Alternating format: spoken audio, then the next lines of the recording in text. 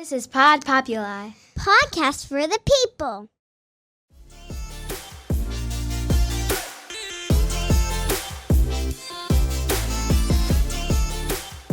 Hi, everybody, and welcome to the Femme Force Podcast. My name is Rachel Pascan, and I am your host. And today I am joined by my very good friend Jillian, who I actually met in the Galapagos Islands, which is a theme on the podcast. We talk every week that I literally have all these friends that are just smattering of people that I have met all around the world, which is so cool for me. And I love that about this. So thank you for coming on, Jillian. I really appreciate it. No, thank you so much for having me. I'm so excited to be here. So Jillian has an amazing story. I met her, and when asking her what she was doing and where she was in her career journey, she was graduating school and she had started on a very interesting entrepreneurial journey. And I just found it absolutely fascinating. I was like, I have to have her on the podcast. So Jillian, tell the audience just a little bit about yourself and like what you're doing. No, absolutely. As of right now, I am starting my own cannabis edible line. So the company is called TIZ, T-I-Z, and it is a cannabis, well, it's hemp-based with Delta-9 cannabis beverage. So I'm very excited to talk about it. We're launching the brand in January, launching product in March. So we're at the very beginning stages of building the company. Yeah. And it's definitely been an obstacle, but a fun one. And I'm so excited to be here to kind of share this story and kind of share where we're at. I mean, that's so amazing. And you're so young to be able to doing this. So in this journey, like you're the founder, you thought of this. How did you think of this idea? Absolutely. I've been an entrepreneur since I was a child. I was like that weird kid though that had no friends and would like do business plans on like how to do an ice cream truck. And then like I would pitch I it to my love that. parents. And I'd be so confused. I'd be like, oh, why aren't my parents willing to give me $20,000 to start an ice cream truck business? I'd be like, This is is this a great genius. idea? Exactly. And they're like, please go make some friends. So I've definitely been an entrepreneur my whole life. I've had various businesses ranging from e-commerce. I did a lash business. I've done marketing agencies, bookkeeping, like you kind of name it. I've tried everything. And I was in grad school a few years ago. I had just graduated in August, but I was working for a surgeon. And I was like, man, I have to get out of here. I have to start my own company. And I loved e-commerce. I loved product-based businesses. And I was like, what do I want to do? How do I Yeah. want to impact my community? And it was just kind of like, I don't know. It was like this, I don't know what's good enough. I was really stuck on what's the next product? What's the next emerging market? And I really fell in love with this wellness aspect and really diving into not only just taking care of your mental health, but trying to just up level your life in general. And when you look at the wellness market, you see a lot of CBD products Yeah. and you see that that's evolving really quickly. And so I really wanted to originally get into the CBD business. And upon doing research, it's becoming more and more saturated every single day. And the beverage company, just beverage companies in general, they're very, very competitive. It's very saturated. And I wanted to emerge in a market where, yes, there's already players in the game, but there was not one outstanding player kind of dominating the market. And for me, that is THC. And when you look at the Yeah. market, I mean, it's expanding quickly. And there's definitely a lot of people moving Yeah. very fast in this, but there's not necessarily one big player that is dominating the market in the US when it comes to cannabis beverages. And so that is why, one, I picked kind of pivoting originally from CBD to THC. But also, when you look at a lot of THC brands, especially in the cannabis beverages, it's all like, hey, we're an alternative for alcohol. We're an alternative for this. Mhm. Tis my company, we're not an alternative for alcohol at all. But what we do is when you consume our product, our entire basis is trying to spark moments of connection. Whether it's you're Very cool. connecting with a friend that you haven't seen in a long time and you've had Tis and you're just sitting on the couch vibing, talking about the good old days, or with yourself. I mean, I've had very profound moments where you're just alone and you've had cannabis and you're like, at peace with oneself. And that is definitely what I'm taking the direction of doing. No, and that's amazing. I think that, I mean, the cannabis industry, obviously, in the last 5 years, not even 10, has grown so much. And it's, really coming about as like a thing where people are like, no, this is like a normal thing we should all be able to do. And we should be able to, like, it shouldn't just be for medical purposes. But it seems very difficult within like the legal realm, like state by state and things like that. How are you managing to kind of go through that? That has been the biggest pain point of this entire Yeah. journey. I consider myself relatively capable of researching and like I can figure it out. There comes a point though with the legalities where one, I don't understand legal jargon. I didn't go to school for that.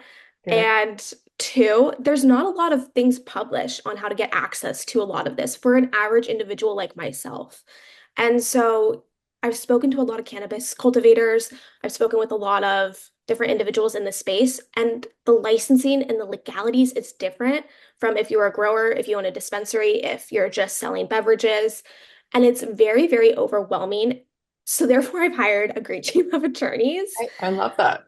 And I ask them so many questions because one, I don't want to go into this blind and like be Yeah. that person that has a company and doesn't know the landscape. That's not going to be me.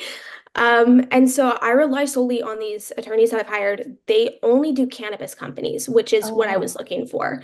And so they've been so helpful with one, educating me on the space, but also giving me guidance on what they think would be best because they do have also industry insight and they work with some of the biggest cannabis companies.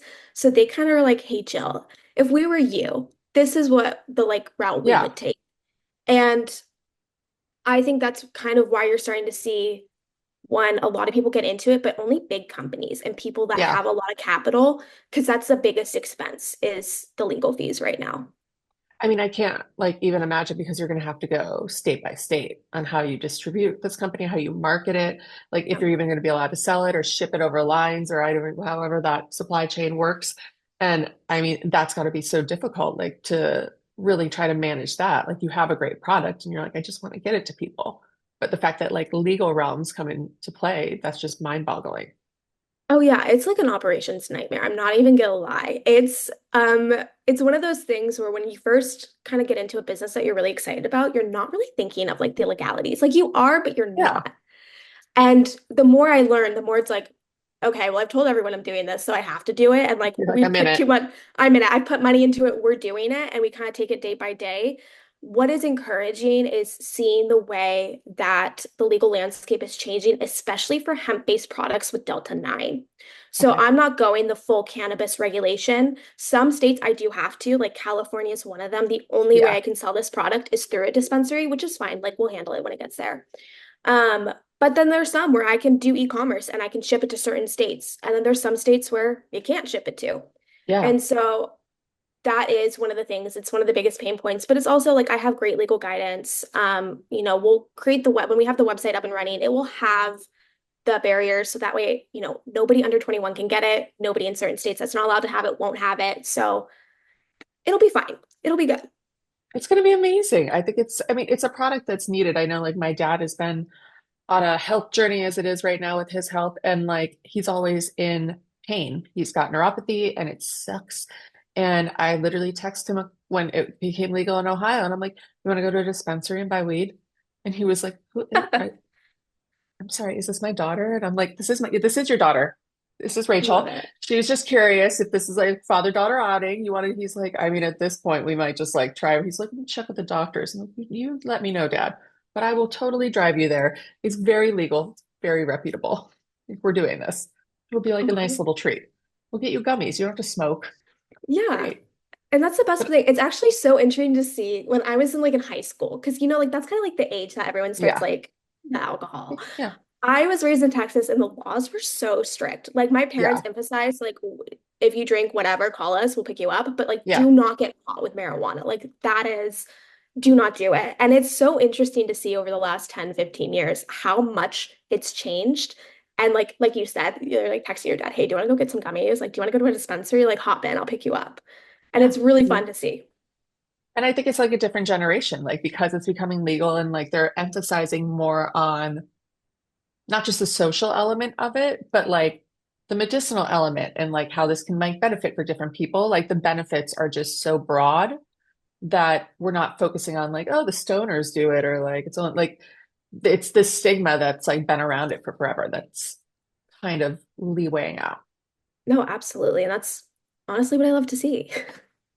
So you're in the midst of making this. How did you come up like with a process to like create this? Like, did you go off of other brands? Is this like a taste testing 24/7? Like, how are you doing this?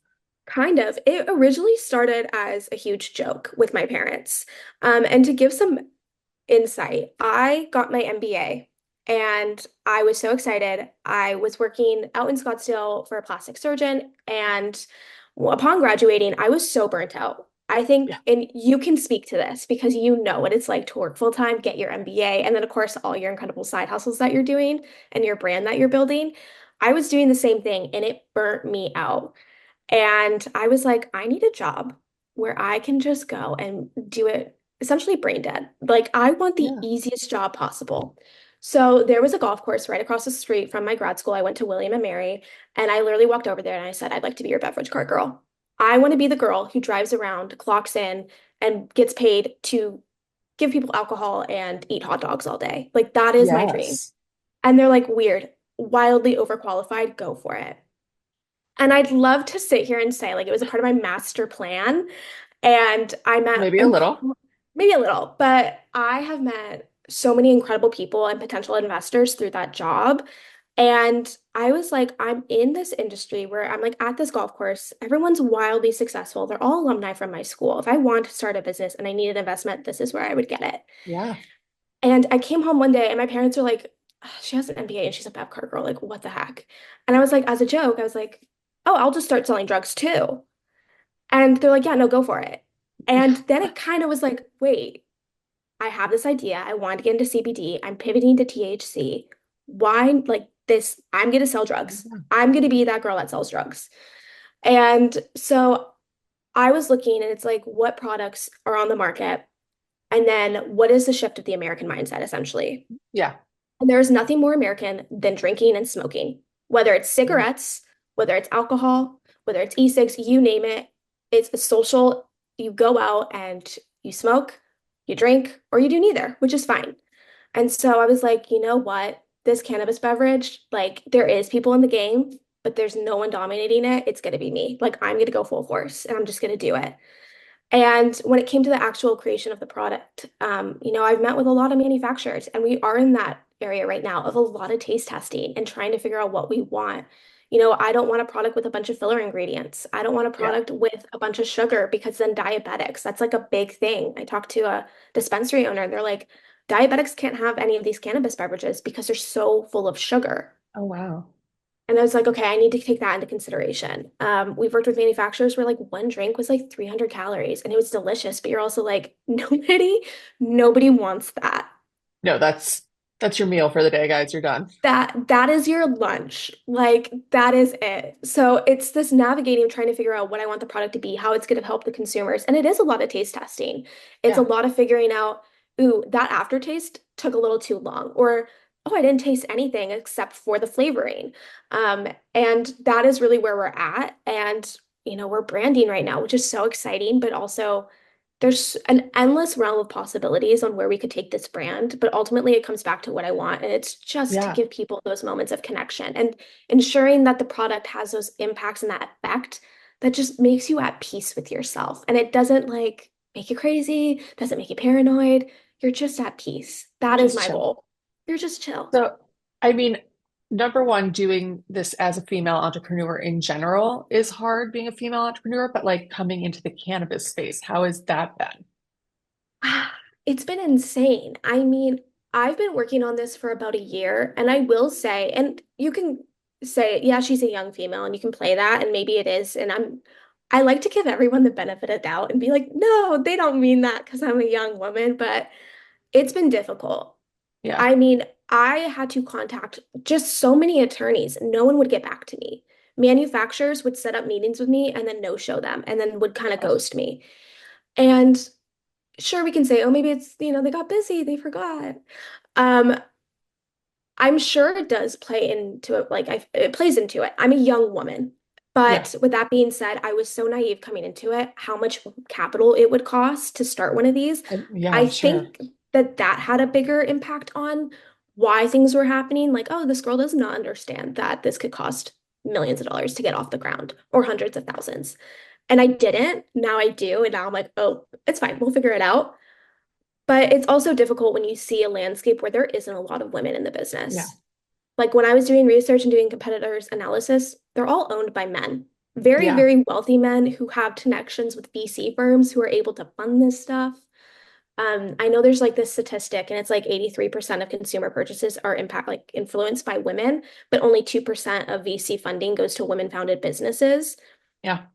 And it's one of those where it's overwhelming in the sense of not only am I competing against other people that may be more educated, have experience in cannabis, they've already had exits for other companies. It's also the fact that I am unfortunately a woman. I'm a woman in an age where like, oh, she could get married at any point and have kids. And maybe people start to like make those movies of, Yeah. Like, will she even be dedicated to this? Is she gonna like follow this all the way through? Like, what is she doing with this? It's just like a little thing until she meets right. a male cannabis owner who's got the bucks. Right. And I think that those are things that like, yes, I can get stuck on as a woman entrepreneur. Like, ugh, there's no point in even trying because it's again the Yeah. world's against me. But I have learned that that mindset is never going to solve problems or help me in any sense. And so I learned like if they don't want to work with me, I don't want them to work for me. Like I Yeah. don't want to be a part of it.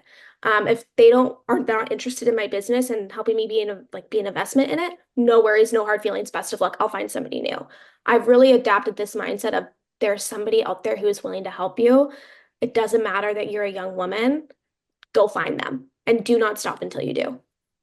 I mean, I think that's like the attitude to have. It's the only thing that you can do, but also it's going to shine through to these kind of investors. But I mean, it's unfortunate that you even have to have this attitude because men would just come in and be like, I got this.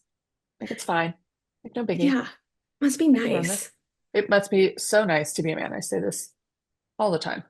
When you're thinking about like the advertising, are you aiming at like a certain demographic? Like I know you want it to be like the chill vibe and connections. Like, are you going to aim for a certain demographic or are you going to really market this for everyone? Yeah, no, we're not marketing it for everyone. Obviously, you have to be over the age of 21 to even consume it. However, we're taking a different route in terms of testing what demographic it is. We are so Oh yeah. fortunate, and I say it's just me. Um, You're a but we. You're doing multiple we're all things. doing You're a it. we. Liquid Death, he did this, the CEO of Liquid Death, when he was starting, he would run ads prior to even having product or design. He was a graphic designer when he started, and he was like, I need to figure out what my demographic is. Let me go and run a bunch of ads that are targeting different people and determine who I'm gonna sell this to. Yeah. So we're taking that route. We're actually gonna start testing ads. I say that we're not advertising product. We're not advertising that it's a hemp-based Delta 9. We're just going to start testing different creatives that have to do with essentially the overarching theme of connecting with others and oneself and kind of start to see the data based behind it because I'm such a data-driven person. I come from Yeah. like a paid media background, and that will help us not only finalize the development of the brand, but also know exactly who our consumer is. No, and that's so smart that you're hitting like all the things before the product even comes out. So you're not just sitting with a ton of product next to you, like someone buy this. You're like, no, we know who this is going to go to and how this is going to work from there. Yeah, absolutely. I mean, that's a very woman thing to do. You're being so prepared, which I love. And proactive. Exactly. I love that. How have you been staying really motivated, like to do this? I feel like I'm one of those people that does something and I'm like, where's the action? Like, okay, like now what? Like I got where's the reward? And like it's taking a lot of therapy. Learn that things take time and like you've got to like go through these ups and downs. So I mean, I can't imagine I can technically start a personal brand, but like really investing that much time and energy into it and like the daunting thing of like, will this work? Will this not work? And like, am I doing this right? Am I not? Like, how do you manage all of that? I think for me, I'm going to be wildly transparent. I have worked Okay. for an array of people. And let's just say behind closed doors, they might not be as successful as they are perceived, but just for the sake of argument, let's just say they're wildly successful because that's Love how they that. come across to the average. And being behind the scenes of some of these business owners, I often think to myself, how did you get here? Like, I'm like, are Yeah, you crazy? Like, what is happening? How did you get here? How are you successful? I think that And all the time. And it's not necessarily, it's just like if they can do it, I can do it 10 times better. And I think that that is really where it stems from in the motivation of if they can do it, so can I. Why not me? Like, why not me? Why not Yeah. you? Why not me?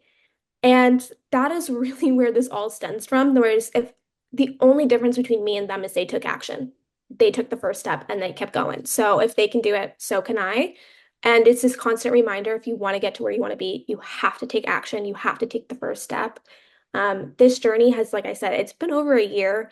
There has been a lot of setbacks, not just like financial, but also just trying to figure out, is this really what I should be doing at this age? Should I Yeah. just go get a 9 to 5? That's way easier.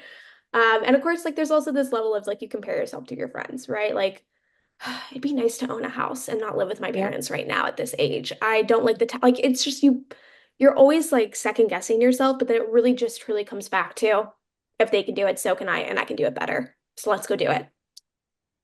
And I mean, the time that you're spending doing, like having the hard times and everything, it's going to be the reward. And that time that you're going to have the benefit is going to be so much greater.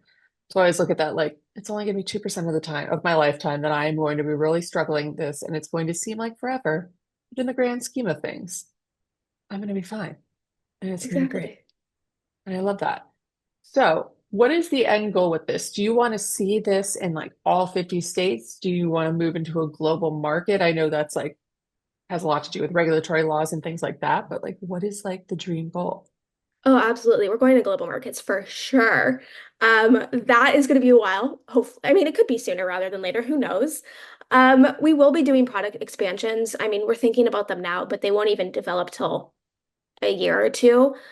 But my goal is to build to sell eventually when that time comes, not anytime soon. But I just want it to be one of those products that people can rely on for like just a moment, again, a moment of connection. Like, I just need a moment to myself. Oh, my girls' friends are coming over. Let's just go and get some tiz. And it'll be a good night. I want it to be a reliable product where people know that it's safe. They know that they're going to have a good time regardless. And I want it just to be a go-to. No, and I think the knowing that it's safe aspect, I think that's like a big Mhm. thing for a lot of Americans, knowing like, because, a lot of the people watch the news and Yep. you read things and you see things about things being laced with fentanyl or things doing, you know what I mean? Like it's not what you thought you were buying because you bought it off a street corner on, Hayes Asbury from Yeah. a homeless man, but you thought it was going to be fine. So how are you really like working to make it a safe product? Oh, absolutely. Safety is my number one priority. I am full of anxiety as a person in general, and I understand where people are coming from, where they just want to consume something that they know is going to be safe. That is like, ugh, that's my number one priority because I can only imagine how people feel.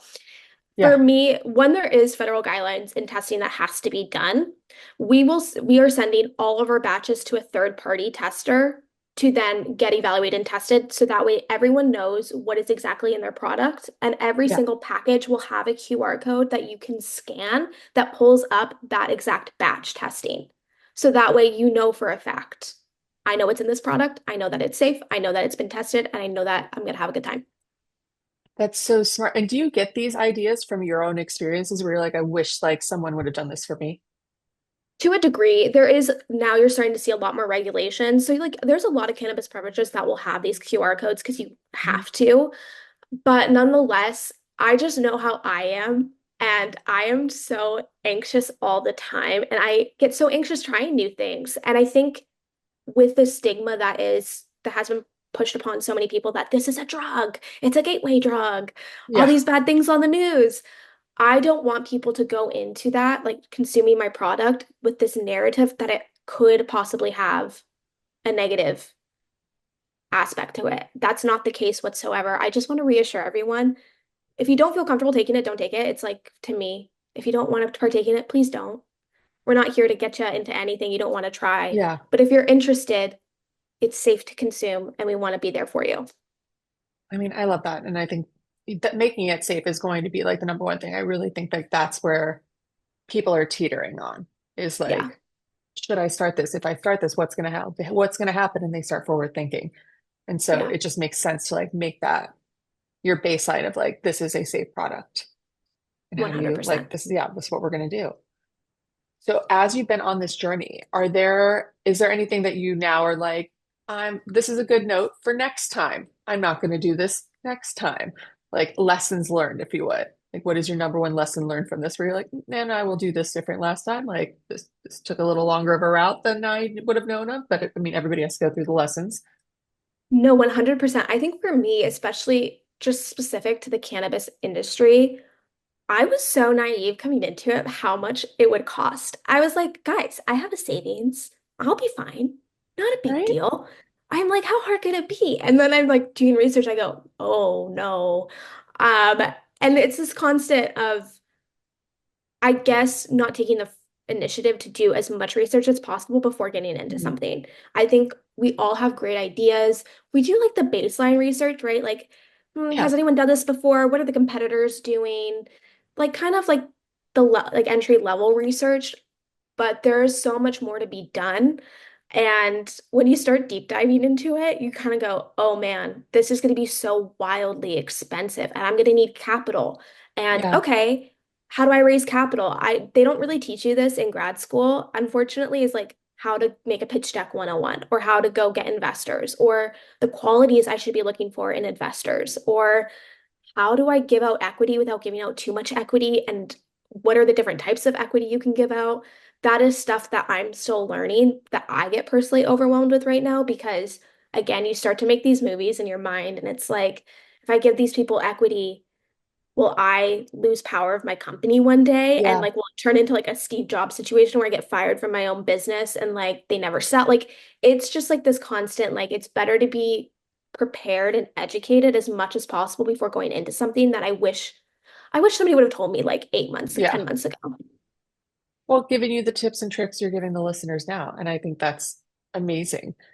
I mean, it's going to all work out. That's like the main thing. It's going to all work out. It's going to be Yeah, phenomenal. So that's no, what counts. absolutely. Do you have any like inspirational advice for listeners who are pursuing their own business ideas that like might not be in the cannabis, but might be the ice cream truck?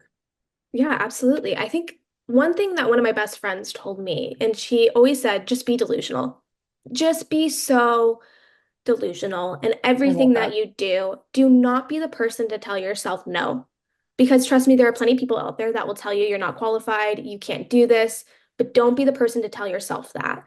And I will say, with that mindset, it has gotten me into so many different rooms that I never thought that I'd be able to get into. I would not be here today starting this business if I didn't think delusionally like anyone could do it and anyone can. And I think, Yeah. especially women entrepreneurs, I have seen have a higher level of imposter syndrome Yeah. of, and you kind of count yourself out before you even get started. So I think for me, just go chase your dreams, be so incredibly bold, and don't let anyone tell you no that you can't do something. Like just go for it, like full speed. That's such good advice, though. And I think that, especially for women entrepreneurs, like we're seeing more of it. We're seeing things where people like label products like female owned or black owned, things like that. But I'm like, we shouldn't even have to do that. Like it should Mhm. just be these are owned by an entrepreneur. It's the same thing with like girl bossing. She's just a boss. Like Hmm. all of these things. And like you should be very proud that you're like doing this. Like a lot of people wouldn't be delusional and like, I can do this. Like that's a big deal. It's No, a huge deal. absolutely. It is. And that's the one thing I tell everyone. Just go for it. Like if you fail, you fail. But and trust me, I'm the first person to admit, like I have so many failed businesses in my portfolio. It's not even funny, but I've learned so much from every single failure, and you Yeah. start to apply it to your next business, your next idea, and the quote unquote failures get smaller, and you actually start to make money. And maybe, hey, this isn't the right business for me, but I made money and I know what to do to the next one. And so it's just constantly learning and just giving it your all and just trying. Do you think this is going to be like your main business, or are you going to be like, I did great at this. I'm going to now run, so I'm going to invent something else and do something else? This will definitely be my main one. I think there's just a different feeling about it. Yeah. I've started, like I said, many businesses, and like they were like, "This is cute. This is fun. I'll do this for a few years. I'll do this for a few months. No big deal if it doesn't work out." This one, it's just different. I think there's an element of because I have to go raise and get investors, Hmm. because it is such a big industry to get into. this will probably be the main one that I just ride out for the next 5, 10 years. I love that though. And plus with the regulations changing, you're going to Hmm. be like on the trends of where you can expand and how you're going to be able to do that. And like, that's so interesting. Yeah. Now, I have a personal question. Is this a Okay. cash-based kind of thing? Because I was told, because I've not been to a dispensary, but my dad and I will go one day, that they're like, you need to bring cash. Like it's a cash thing. Does this work the same way? No, so a lot of dispensaries, it's up to the discretion of the dispensaries, and they vary state by state. So a lot of them do Yeah. cash only. Some of them don't. It just depends, and there's legalities around that as well. Ours will not be. So yes, we'll sell it through dispensaries and wholesale, and that's up to the discretion of the dispensary. But we will sell e-commerce online. Yeah. And what we're doing is 100% legal, which is important to note because I know that like there's some businesses you're kind of like, I don't know if What's like the this? Yeah, FBI's. like Yeah, and you're like knocking kind of at my like door later. exactly. And so it's 100% legal, and we're making sure that it is in the states that you can purchase it. And the states where it's legal and you can ship it via online, it'll be credit card. I mean, that's so smart though. So good for you. Yeah. Thank you. So to wrap up the podcast, I have one last question, and we kind of touched on, but Okay. we're going to go a little further back. If you could give one piece of advice to your 16-year-old self, what would that be? Don't listen to what other people say or think about you. It does not matter. Just keep going. Just keep going. I think even in my early 20s, I was so held up when I first started my first business. I was like, what are my friends going to think of me? What are my like if my ex-boyfriends stalk my Instagram and they see this, what are they going to think? Or like, what about that estranged family member? What are they going to think? And it took years and probably lots of therapy to get to a point where like I don't care anymore. I don't care what other people think. Um, and it shouldn't impact your day to day, especially if you have a dream, go chase it. So I think that would be like the number one. Do not care what anyone thinks about you. Just keep moving. I love that. I mean, and we should be thinking about that in our late 20s and our 30s and our Yeah, 40s and everything else. Like, just do whatever makes you feel good and what inspires you. Like, others are going to fall in line. They always do. absolutely. And I told a friend, boyfriend at one point, I was like, we have the saying in America, I'm like, you're going to laugh all the way to the bank. I'm like, laugh all the way to, I'm like, if you feel embarrassed, fine, be embarrassed. If they're laughing at you, go with it, but you're going to laugh all the way to the bank. A hundred And he percent. I was think like, about that. that is a good saying. And I'm like, oh, I know, I didn't make this up. Like, I can't like take credit for it, but it's like, you should know this saying. Like, as a Frenchman, you should know this. And so it's a good thing. So laugh all the way to the bank. No, 100%. We're going to. Both you and I. We'll just both go to Yeah. the bank. Yeah. We'll just go to the bank and we're going to be laughing Yeah, there. And I'm going to be like, here, hi guys, you can have $1. You can have $1. Enjoy. exactly. Go with the whole thing. Well, thank you so much for coming on the podcast, Jillian. Tell the listeners where they can find you and the product. Absolutely. You can find our Instagram at drinktiz, T-I-Z, on Instagram. And then our website is drinktiz.com, launching in January. I'm so excited. This is going to be amazing. I know. Thank you so much for having me, Rachel. It was always great to talk to you and to see you. So great. Thank you, everyone. And make sure to follow and tune in.